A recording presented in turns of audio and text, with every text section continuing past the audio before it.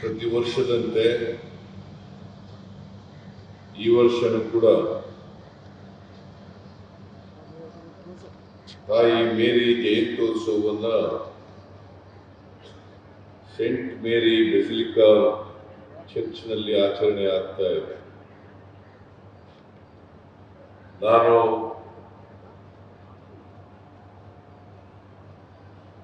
ರಾಜ್ಯದ ಎಲ್ಲ ಭಕ್ತವೃಂದಕ್ಕೆ ಮೇರಿ ಜಯಂತ್ಯೋತ್ಸವದ ಶುಭಾಶಯಗಳನ್ನ ಕೋರ್ಲಿಕ್ಕೆ ಬಯಸ್ತಾ ಇದ್ದೆ. ನಾನು ಪ್ರತಿ ವರ್ಷ ಕೂಡ ಈ ಜಯಂತ್ಯೋತ್ಸವದಲ್ಲಿ ಭಾಗಿಯಾಗ್ತಾ ಇದ್ದೇನೆ. ತಾಯಿ ಮೇರಿ ಅವರ ಆಶೀರ್ವಾದವನ್ನ ಪಡಿತಕ್ಕಂಥ ಪ್ರಯತ್ನವನ್ನ ಮಾಡ್ತಾ ಇದ್ದೇನೆ. ನಮ್ಮ ಸರ್ಕಾರ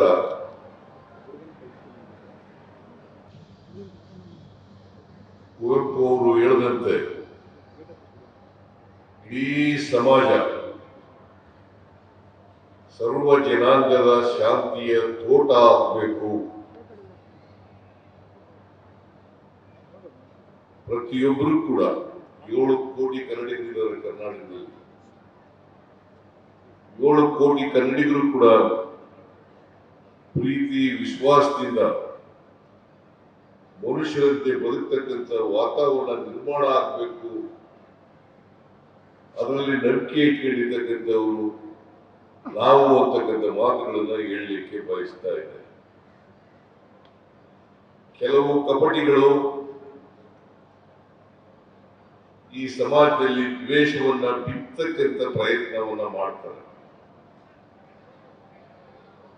ನಮ್ಮ ಭಾರತ ದೇಶದಲ್ಲಿ ಅನೇಕ ಧರ್ಮಗಳಿದ್ದಾವೆ, ಅನೇಕ ಜಾತಿಗಳಿದ್ದಾವೆ, ಅನೇಕ ಭಾಷೆಯ ಜನರಿದ್ದಾರೆ. ನಾವೆಲ್ಲರೂ ಕೂಡ ಒಂದು ತಾಯಿ ಮಕ್ಕಳಂತೆ ಬದುಕಬೇಕಾದಂತ ವಾತಾವರಣವನ್ನು ನಿರ್ಮಾಣ ಮಾಡಬೇಕಾಗಿರ್ತಕ್ಕಂಥದ್ದು ನಮ್ಮ ಕರ್ತವ್ಯ ಮತ್ತು ಜವಾಬ್ದಾರಿ. ಅದಕ್ಕೆ ಬಾಬಾ ಸಾಹೇಬ್ ಅಂಬೇಡ್ಕರ್ ಅವರು ಕೊಟ್ಟಿರ್ತಕ್ಕಂಥ ಸಂವಿಧಾನದಲ್ಲಿ ಎಲ್ಲರಿಗೂ ಕೂಡ ಶಾಂತಿಯಿಂದ ಬದುಕಬೇಕು, ಎಲ್ಲ ಧರ್ಮದವರನ್ನು ಕೂಡ ಪ್ರೀತಿಯಿಂದ ಕಾಣಬೇಕು, ಪರಸ್ಪರ ವಿಶ್ವಾಸದಿಂದ ಬದುಕತಕ್ಕಂಥ ವಾತಾವರಣ ಆಗಬೇಕು, ಯಾರನ್ನು ಕೂಡ ದ್ವೇಷಿಸಬಾರದು ಅಂತಕ್ಕಂಥದ್ದು ನಮ್ಮ ಸಂವಿಧಾನದಲ್ಲಿ ಬಹಳ ಸ್ಪಷ್ಟವಾಗಿ ಹೇಳ್ಕೊಂಡಿದ್ದೀವಿ.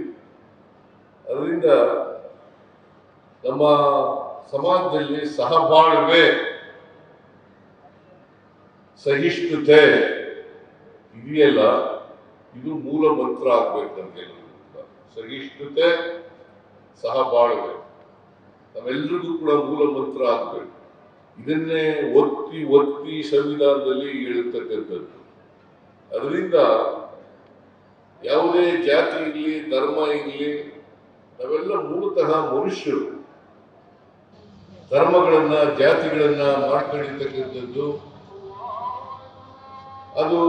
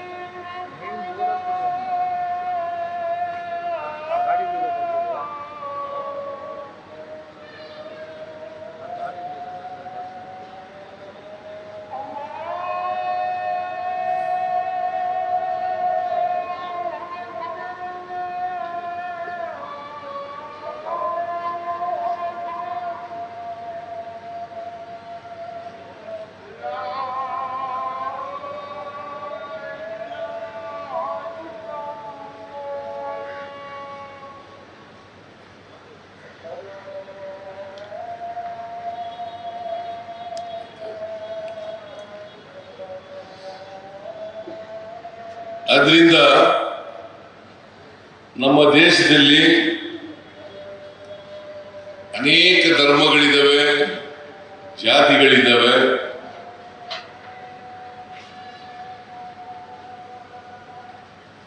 ನಾವೆಲ್ಲರೂ ಕೂಡ ಒಟ್ಟಾಗಿ ಪರಸ್ಪರ ಪ್ರೀತಿ ವಿಶ್ವಾಸದಿಂದ ಬಲಿಷ್ಠವಾದಂತಹ ರಾಷ್ಟ್ರವನ್ನ ಕಟ್ಟಬೇಕಾದಂತ ಅಗತ್ಯ ಇದೆ ಅಂತಕ್ಕಂಥದ್ದನ್ನ ಮರೆಯಬಾರದು.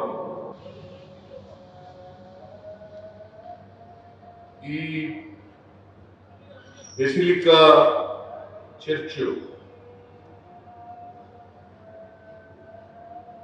ಈ ಚರ್ಚಿಗೆ ಎಲ್ಲ ಧರ್ಮದವರು ಬರ್ತಾರೆ, ಎಲ್ಲ ಜಾತಿಯವರು ಬರ್ತಾರೆ.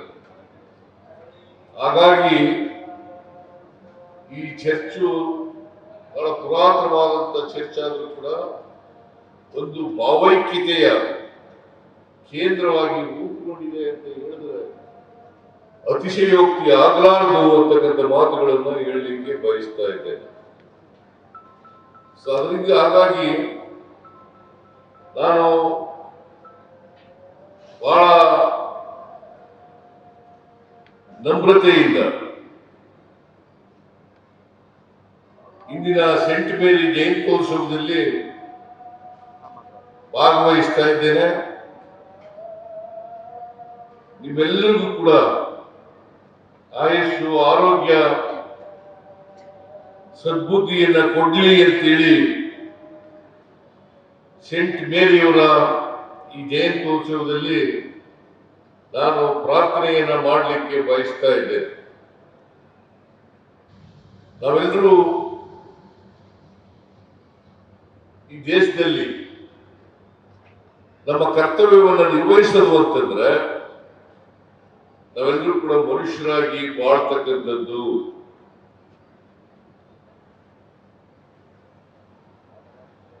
ಕ್ರಿಶ್ಚಿಯನ್ ಪಾದ್ರಿಗಳು ಈ ದೇಶದಲ್ಲಿ, ದೇಶದ ಉದ್ದಗಲಕ್ಕೂ ಕೂಡ ಶಿಕ್ಷಣ ಮತ್ತು ಆರೋಗ್ಯ ಈ ಎರಡು ಕ್ಷೇತ್ರಗಳಲ್ಲಿ ಅಪಾರವಾದಂತಹ ಕೆಲಸವನ್ನು ಮಾಡಿದ್ದಾರೆ. ಅವರು ಮಾದರಿಯಾಗಿ ಈ ಕ್ಷೇತ್ರಗಳಲ್ಲಿ ಕೆಲಸವನ್ನ ಮಾಡ್ತಾ ಇರ್ತಕ್ಕಂಥದ್ದು ನಮಗೆಲ್ಲರೂ ಕೂಡ ಅದನ್ನ ಆದರ್ಶವಾಗಿ ಮಾಡಬೇಕು ಅಂತೇಳಿ ನಾನು ಈ ಸಂದರ್ಭದಲ್ಲಿ ಹೇಳಲಿಕ್ಕೆ ಬಯಸ್ತಾ ಇದ್ದೇನೆ. ಪೀಟರ್ ಮಚಡೋ ಅವರು ಕ್ರಿಶ್ಚಿಯನ್ ಧರ್ಮವನ್ನ ಉನ್ನತೀಕರಿಸಲಿಕ್ಕೆ ಪ್ರಾಮಾಣಿಕವಾದಂತಹ ಪ್ರಯತ್ನವನ್ನು ಮಾಡ್ತಾ ಇದ್ದಾರೆ. ನಾವು ಅವರ ಪ್ರಯತ್ನದಲ್ಲಿ ಎಲ್ಲ ಸಹಕಾರವನ್ನ ನಮ್ಮ ಸರ್ಕಾರ ಕೊಡ್ತದೆ ಅಂತಕ್ಕಂಥ ಮಾತುಗಳನ್ನ ಈ ಸಂದರ್ಭದಲ್ಲಿ ಹೇಳಲಿಕ್ಕೆ ಬಯಸ್ತಾ ಇದ್ದೇನೆ. ಕಳೆದ ಸಾರಿ ಬಂದಿದ್ದಾಗ ಜಯಂತ್ಯೋತ್ಸವದಲ್ಲಿ ನಮ್ಮ ಸರ್ಕಾರ 10 ಕೋಟಿ ರೂಪಾಯಿಗಳನ್ನು ಕೊಡ್ತೇವೆ ಅಂತ ಹೇಳಿದ್ದು. ಈ ವರ್ಷ ಈಗಾಗಲೇ 5 ಕೋಟಿ ರೂಪಾಯಿಗಳನ್ನ ಬಜೆಟ್ ನಲ್ಲಿ ಘೋಷಣೆ ಮಾಡಿದ್ದೇನೆ. ಮುಂದಿನ ವರ್ಷ ಬಜೆಟ್ ನಲ್ಲಿ 5 ಕೋಟಿಗಳನ್ನ ಕೊಟ್ಟು ಅವರು ನಾನು ಕೊಟ್ಟ ಮಾತಿನಂತೆ ನಡ್ಕೊಳ್ತಕ್ಕಂಥ ಪ್ರಾಮಾಣಿಕ ಪ್ರಯತ್ನವನ್ನ ಮಾಡ್ತೇನೆ ಅಂತಕ್ಕಂಥ ಮಾತುಗಳನ್ನ ಈ ಸಂದರ್ಭದಲ್ಲಿ ಹೇಳಿ ನಿಮ್ಮೆಲ್ಲರಿಗೂ ಮತ್ತೊಮ್ಮೆ ಸೇಂಟ್ ಮೇರಿ ಬೆಸಿಲಿಕಾ ಚರ್ಚ್ನಲ್ಲಿ ನಡೀತಾ ಇರ್ತಕ್ಕಂಥ ಈ ತಾಯಿ ಮೇರಿ ಜಯಂತ್ಯೋತ್ಸವ ಕಾರ್ಯಕ್ರಮದ ನಿಮ್ಮೆಲ್ಲರಿಗೂ ಸಂತೋಷದಿಂದ ಭಾಗಿಯಾಗಿ ಶುಭಾಶಯಗಳನ್ನ ಆರ್ಥಿಕವಾಗಿ ಸಲ್ಲಿಸಲಿಕ್ಕೆ ಬಯಸ್ತಾ ಇದ್ದೇನೆ. ನಿಮ್ಗೆಲ್ರಿಗೂ ಒಳ್ಳೇದಾಗಲಿ ಅಂತಕ್ಕಂಥ ಮಾತುಗಳನ್ನು ಹೇಳಿ ನನಗೂ ಕೂಡ ಡಾಕ್ಟರ್ ಪೀಟರ್ ಮಚ್ಚೋಡ್ ಅವರು ಈ ಕಾರ್ಯಕ್ರಮಕ್ಕೆ ಕರೆಸಿ ಇಲ್ಲಿ ನಿಮ್ ಜೊತೆ ಇರ್ತಕ್ಕಂಥ ಅವಕಾಶವನ್ನು ಕಲ್ಪಿಸಿಕೊಟ್ಟಿದ್ದಾರೆ. ಅವರಿಗೆ ಮತ್ತು ಇತರ ಎಲ್ಲ ಧರ್ಮಗುರುಗಳಿಗೆ ನಮಸ್ಕಾರಗಳನ್ನು ತಿಳಿಸಿ ನನ್ನ ಮಾತನ್ನು ಮುಗಿಸ್ತೇನೆ. ಜೈ ಹಿಂದ್, ಜೈ ಕರ್ನಾಟಕ.